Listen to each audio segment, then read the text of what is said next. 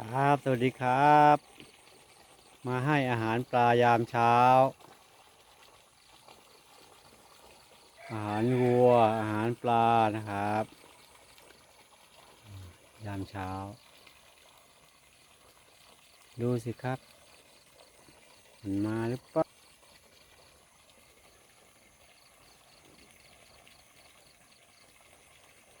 โน่นไปทั่วเลยครับ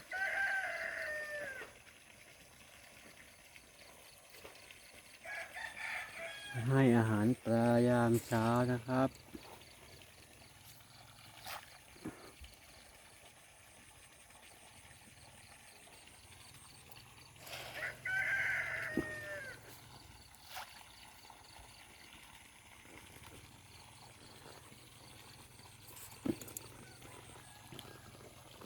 มาแล้ว มาแล้ว มากินแล้ว มากินแล้วครับ มันกลัวปลาช่อนนะครับ มันกลัวปลาช่อน เดี๋ยวให้อาหารปลาเข็งก่อนนะครับ ให้อาหารปลาเข็งก่อนนะครับ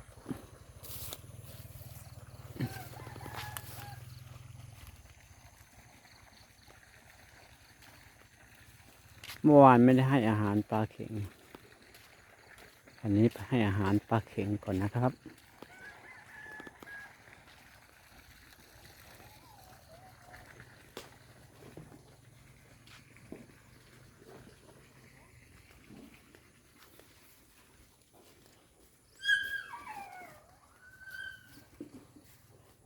ให้อาหารปลาเข็งก่อนนะครับ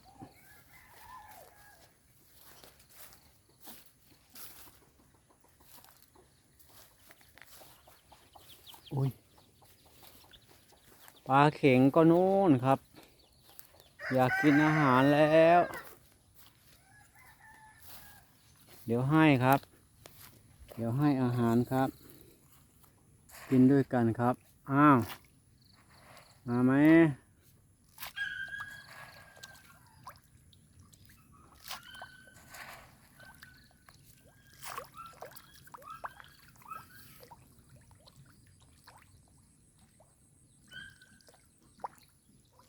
มากินแล้วครับ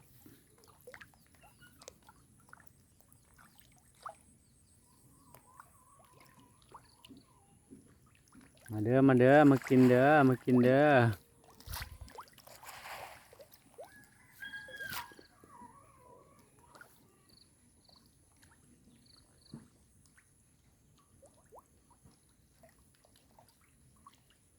มากินเด้อมากินเด้อมากินเด้อ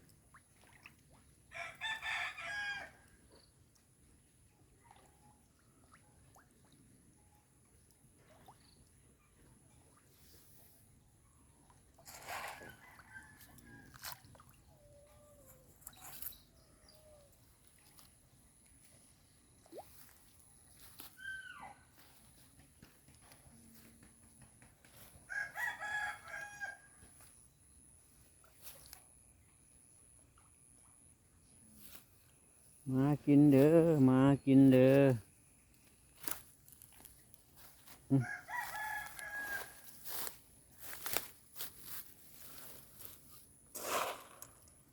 เอาเอาเอาเอาเอา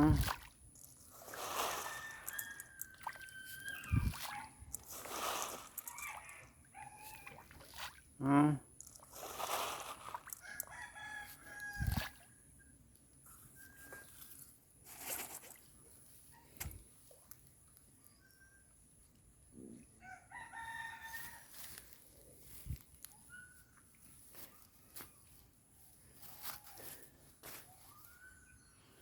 เดี๋ยวไปให้อาหารปลาที่สระใหญ่ก่อนนะครับ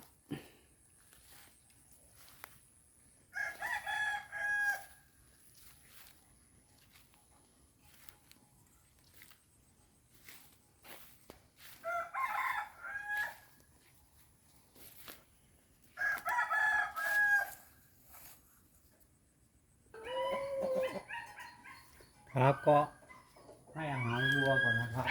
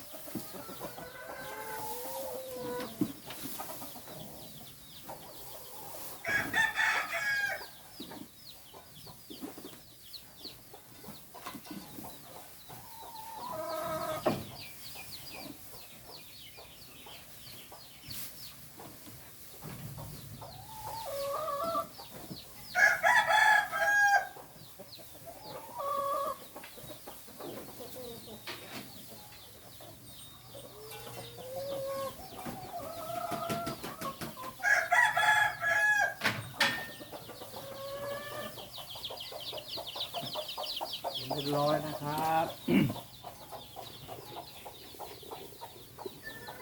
แล้วก็จะให้อาหารไก่ไข่นะครับ ให้อาหารไก่ไข่แล้วก็ไก่น้อยนะครับ ครับก็สำหรับคลิปนี้นะครับสำหรับคลิปนี้ตาก็ขอจบคลิปเพียงเท่านี้นะครับ ขอบคุณครับ สวัสดีครับ